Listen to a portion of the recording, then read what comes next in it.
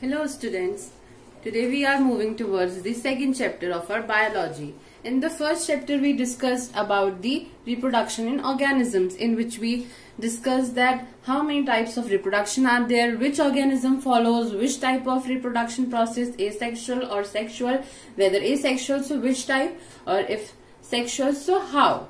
So now today in the second chapter we are going to study about the sexual reproduction in flowering plants. That how the flowering plants sexually reproduce. Now, this is your flower. So I have drawn a flower here. Here you can see that I have labeled it in many parts. Like this is this colorful part in your flower is called as petal. This colorful portion is known as petal. Then there is this portion which is green in color, it is called as sepal. Then there is, in detail when you see the flower, you will observe in center portion there will be this type of formation. The upper portion is known as stigma. Then this thick tube like structure is known as style. And then there is a round structure known as ovary, and inside the ovary there is an ovule. So these all four things, stigma, style, ovary, ovule, consist of a female part of a flower, and the female part of the flower is also known as gynoecium. Now on the other hand, you will see this portion coming from the side of the female portion. I am talking about in the similar flower. So this is known as anther, and this tube-like structure is known as filament. And these portion release the pollen, that is male gamete, from there to the female portion here. So the anther and filament are also called as stamen portion, and the stamen is the male part of the flower, and it is also called as androecium. So the female part is called as gynoecium and the male part is called as androecium in flowers. Now what happens? The pollen grain develops here in the male portion, and then it gets transferred to the stigma of the female portion, or the gynoecium. And here one more thing is there. See this dotted structure I have made. It is nectiferous area. That is, you see the honeybee or many insects get attached to the flowers for the nectar. So this is the portion which is sweet in taste, which is also known as nectar. This releases the nectar. This is nectiferous area. Okay, now explaining this flower portion, now I'll be detailing the male part of the flower. Okay, the male part of the flower consists of this, the anther and the filament I talked about to you. Now we will discuss about this particular portion. This is known as microsporangium. This particular portion is known as microsporangium. It is on the above portion of the anther. We will study this portion in detail. So see, the pollen grain released by the male or the androecium is located here, pollen grain. And where the pollen grain is stored, this portion is known as pollen sac. And this pollen sac area consists of the sporogenous tissues which help in the production of pollen grain. And here is there are four microspore are present, so they are called as micropore tetrad. Okay, then the microsporangium consists of 4 layers of. These 4 layers are known as, the outer one is called outer epidermis, then second one is endothecium, then third one is middle layer, and the fourth one is tapetum. The first 3 layers, outer epidermis, endothecium, middle layer, what is their work is to protection of anther. Their work is of protection of anther and also helps in dehiscence of anther. What is dehiscence of anther? When the anther has to release the pollen. So that is also maintained by the these 3 layers.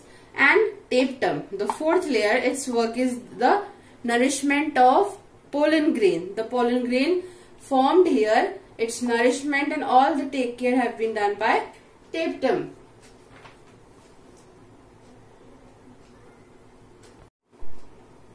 So students, we studied the diagram of microsporangium in very detail.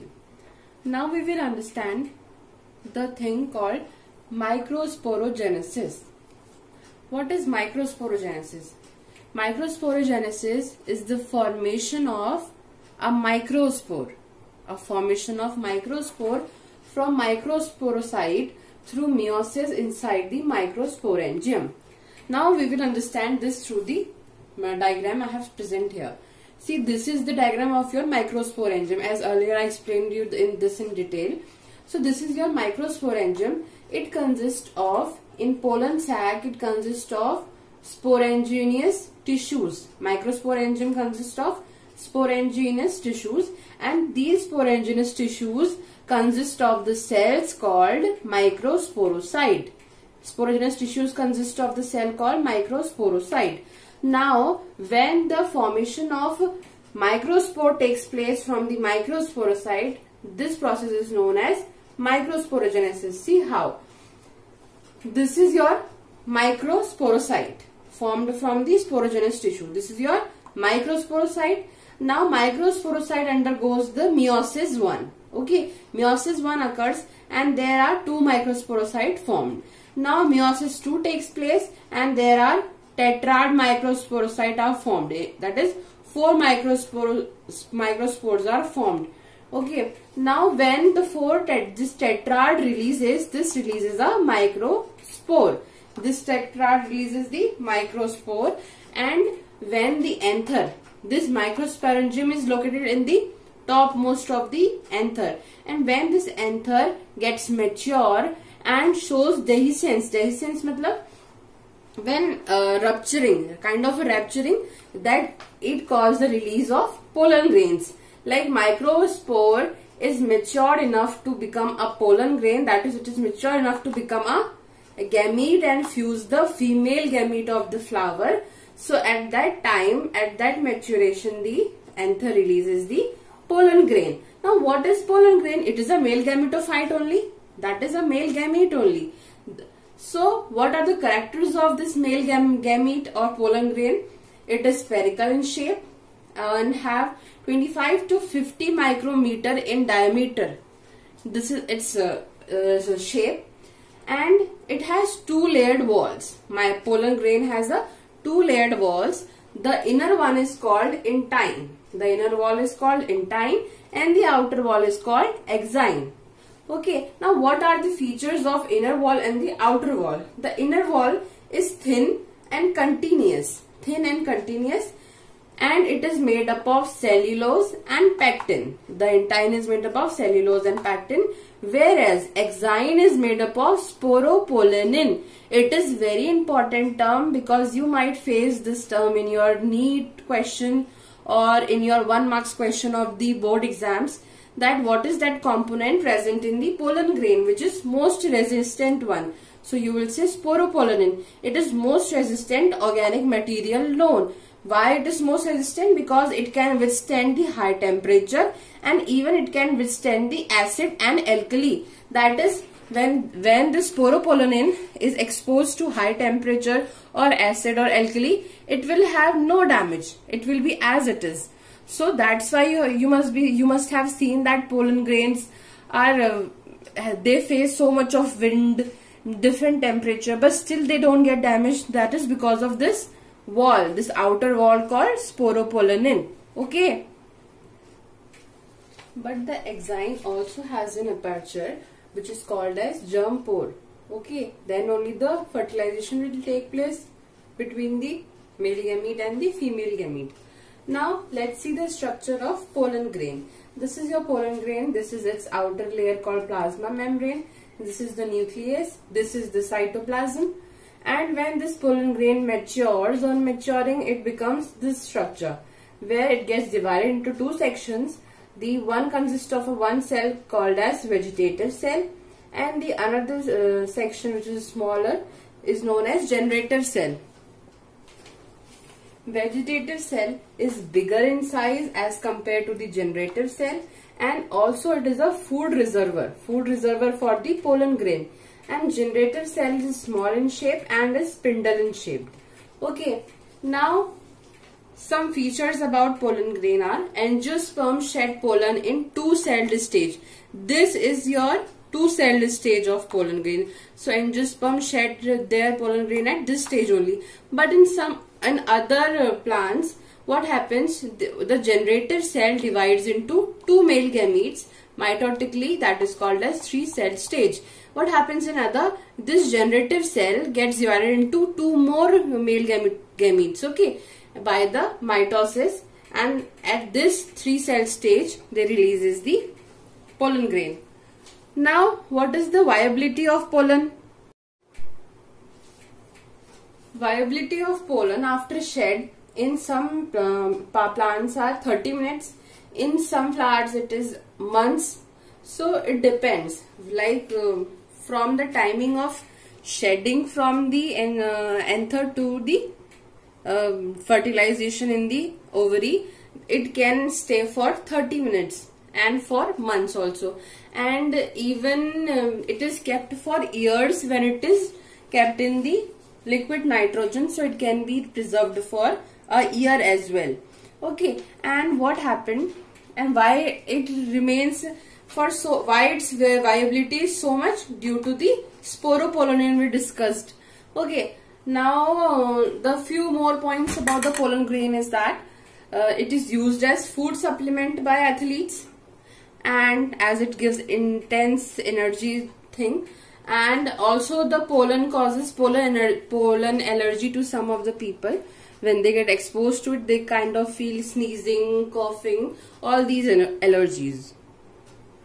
Now, first we discussed about the microsporangium, that was the male gametophyte. Now moving on towards the female gametophyte. Okay, so female gametophyte is present in ovule. Okay, and ovules other name is megasporangium. The what was the name for the male gametophyte? Microsporangium, and for female megasporangium. Okay, so this is the structure of megasporangium or ovule. This is the structure of ovule. So see it very carefully. This is kind of a structure it has, which consists of embryo sac in the center. Okay, this is your embryo sac or the female gametophyte. Now and on the outer layer of the embryo sac is your nucleolus. Okay, then out from the outer layer of the nucleus is known as, this one is known as inner integument, and the outer one, or these both are outer one, this is known as outer integument. Okay, then here comes a point in the nucleolus where it is a very small opening type of, this is called as micropyle. This is known as micropyle. From here there is a little bit of pore, and this point is known as micropylar end, and the lower point is known as chalazal end, and here is your funicle. The point which connects, what I told you, the ovule, it is attached to placenta by stalk called funicle, and here there is a junction kind of between the funicle and the ovule portion is known as hilum.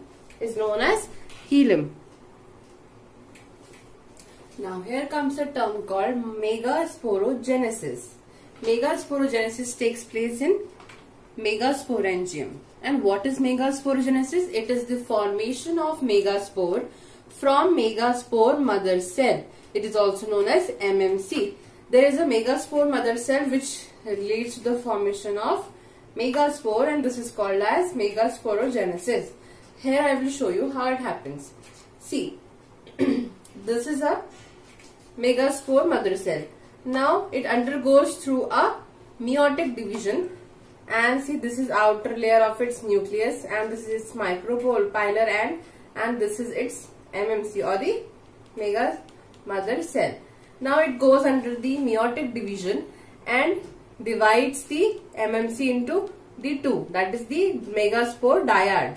Dyad means two cells are released. Now formation of two cells occur. Then further meiotic division takes place and there are megaspore tetrad formed. That is 4 megaspore megaspores are formed. 4 megaspores. And this is, then what happens after this? Among these 4 cells, 4 megaspores, only one is functional. From the 4, only one is functional, and the other 3 which are not that functional, they get degenerated. Okay, the rest 3 get degenerated. So now what happened? The embryo sac is formed from this one megaspore, that is functional. So जो embryo sac है, it is getting formed by only this one functional megaspore, and this process is called as monosporic development. Because it is happening from the one megaspore, therefore it is known as monosporic development. Now I will show you the formation of embryo sac from a single megaspore. The one functional megaspore we talked about. Now this is one functional megaspore. It consists of 2 nucleate. Now after mitotic division, it gets converted into 4 nucleate stage.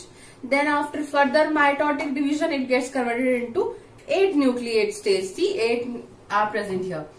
Then further, after again the division takes place. Now it takes such form where you will see the synergids present, and egg cell is also present, is egg here present.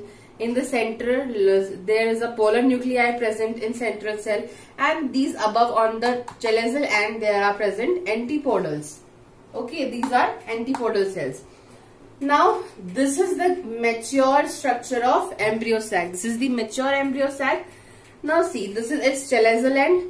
This is its micropylar end. Micropylar end consists of the projections called filiform apparatus, and also it consists of synergids. And there it consists of 3 cells. 1, 2, 3 cells here. And on the chelazal end there are 3 cells divided in subsections known as antipodals. And in the central area there is present a polar nuclei. So in this, it is a mature embryo sac. It is 8 nucleate and 7 celled. This is the, if there will be a question may come that mature embryo sac is of which structure, so you will say it 8 nucleate 7 celled. Okay, how? Because 1, 2, 3, 4, 5, 6, 7, 8. This is 8 in number, but these 2 get converted in 1, and this is your 7 celled. Is that clear? So this is your mature embryo sac. Mature embryo sac is formed from the megaspore mother cell. A megaspore mother cell gets converted into the megaspore, and then these all divisions takes place and you get the mature embryo sac.